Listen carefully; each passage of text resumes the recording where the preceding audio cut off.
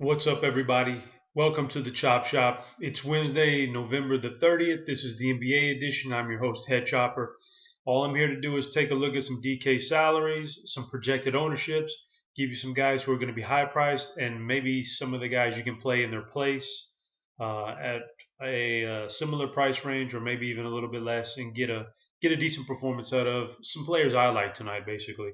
As always, this is the NBA. So when I give you a chalk play, it means it's a popular play, and it's probably a popular play for a reason, and probably because they're a good player. So you fade them at your own risk, but in tournaments you take chances. That's what we do here. So let's get right to it. And the biggest one right off the bat, I'm going to say what I'm going to do this particular edition is give you guys in different price ranges: high price, mid price, low price, and some substitutes, regardless of position. We'll start off with the high price guy tonight. That's Russell Westbrook. I would imagine on a full slate of games like this, he's probably going to be the most owned player after everything he's done here from beginning to end of this season.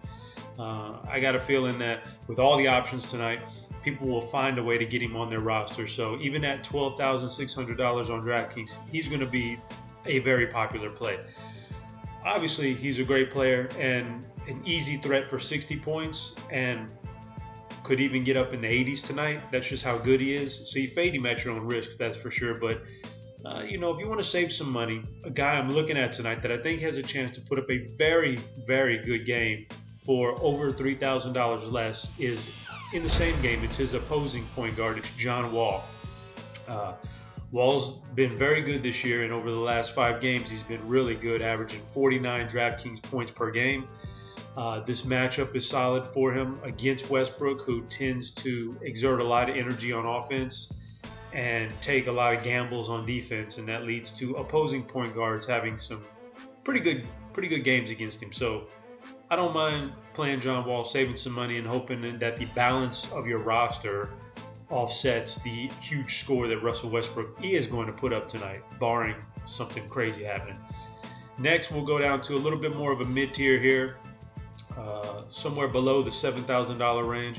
I'm going to say that a chalky play is going to be Goran Dragic. We call him the Dragon around here. Like, he's a solid player, man, and he put up a huge 55-point game last time out. I think that is going to sway a lot of people to force him on the roster again tonight, even though there was a price increase of $800 since the last game. And he's a good play with all the injuries in Miami right now. I understand that, so I get it, and he'll probably end up on a roster or two of mine. But I definitely see some fade potential here because I don't see another game like that happening anytime soon. And because of that, I'll take another guy at the exact same price, different position, but exact same price, and that's Miles Turner in Indiana. We already know CJ Miles is going to be out. Paul George is going to be out. They got some injuries there. He's had a brief career here, a year and a little bit of change this year, a year and a quarter or so. But in that brief career, he's had 6 games without Paul George and the rest of them with Paul George. With Paul George, Miles Turner averages 22.9 DraftKings points per game. When Paul George is out of the lineup, that number jumps up to 33.6 DraftKings points per game. So he's definitely a guy who benefits from the loss of Paul George.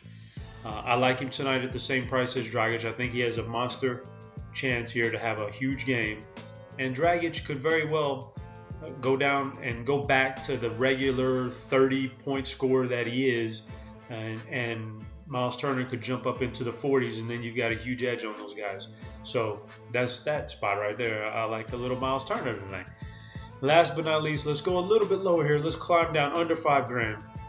And let's look at a chalky option. It's hard to find on a big slate like this who's going to be chalk right now because there's not very many injuries out there to count on. So I'm going to say Jamal Murray, coming off of 4 really solid games in a row, only $4,500 for Denver. He looks really good, getting a lot of run. I think people are taking notice now, and I think that's going to lead to some high ownership tonight because people are going to want to force Westbrook in there, so they're going to have to go lower in salary. And he's one of the only guys down there at this point of the day who looks even reasonably acceptable. I definitely see merit in fading him. He struggled at the beginning of last game, salvaged that game in the second half. He could do that again, but I'm a little worried about his performance tonight with the price increase, so I don't mind fading him here. A guy I might look at in this price range, $4,500, Tyson Chandler for Phoenix, regained his starting role last time out, and in that starting role, he dropped 34 DraftKings points. Generally, in his career, he's been pretty decent in this particular matchup tonight. He got 38 minutes last time out. If he's going to get in the 30s again, and he's going to rack up 30-plus DraftKings points in this matchup, you know, we might as well get on that before that salary hits about $6,000 here in a couple of weeks. And if you do that and he performs well and Murray goes out there and puts up a dud, then you have a huge advantage in tournaments. So with that being said, that's the NBA edition for today. I'll be back next week. As always, check out all the videos on DraftKings /video or go to the RotoGrinders YouTube channel. You subscribe to that and you get all the videos there in one place. And good luck tonight, fellas.